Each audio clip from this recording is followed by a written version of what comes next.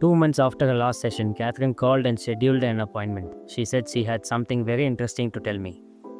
When she walked into the office, the presence of the new Catherine, happy, smiling, and radiating an inner peace that made her glow, briefly surprised me. For a moment, I thought about the old Catherine and how far she had come in such a very short time. Catherine had gone to see Iris Salzman, a well-known psychic astrologer who specialized in past life readings. I was a little surprised, but I understood Catherine's curiosity and her need to seek some added information for what she had experienced. I was glad she had the confidence to do this. Catherine had recently heard about Iris from a friend. She had called and made an appointment without telling Iris about anything that had transpired in my office. Iris had asked only her friends for the date, time, and place of her birth. From this, Iris explained to her she would construct an astrologer wheel that, in conjunction with Iris' intuitive gifts, would enable her to discern details from Catherine's past life. This was Catherine's first experience with a psychic, and she really didn't know what to expect. To her amazement, Iris validated most of what Catherine had discovered under hypnosis.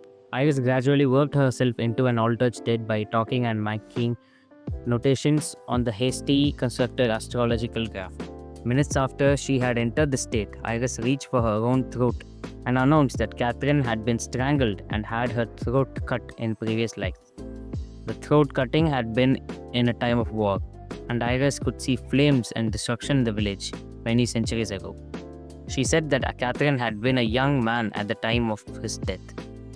Iris's eyes appeared glazed as she described Catherine as a young male dressed in a naval uniform with short black pants and shoes with odd buckles on them.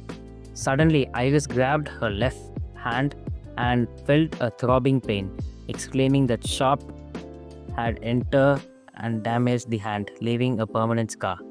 There were large seas battles and the location was off the English coast. She went on to describe a life of sailing. Iris described more fragments of lifetimes. There was a brief life in Paris where Catherine was again a boy and had died young, in poverty. Another time, she was a female American Indian on the southwest Florida coast. During this lifetime, she was a healer and walked around barefoot. She was dark-skinned and had odd eyes. She would apply ointments to wounds and give herbal medicines, and she was very psychic. She loved to wear blue stone jewelry, a lot of lapis with a red stone intertwined. In another lifetime, Catherine was Spanish and had lived as a prostitute. Her name began with the letter L. She lived with an older man. In another life, she was the daughter of a wealthy father who had many titles. Iris saw the family crest on mugs in the large house. She said that Catherine was very fair and had long, tapering fingers. She played the harp. Her marriage was arranged. Catherine loved animals, especially horses, and she treated the animals better than the people around her. In a brief lifetime, she was a young Moroccan boy who died of an illness in his youth. Once she lived in Haiti, speaking the language and involved in magical practices. In an ancient lifetime, she was Egyptian and was involved in the burial rites of that culture. She was a female with braided hair. She had several lifetimes in France and Italy. In one, she lived in Florence and was involved with religion. She later moved to Switzerland, where she was involved with an monastery. She was a female and had 2 sons. She was fond of gold and gold sculpture, and she wore a gold cross. In France, she had been imprisoned in a cold and dark place. In another life, Iris saw Catherine as a male in a red uniform, involved with horses and soldiers.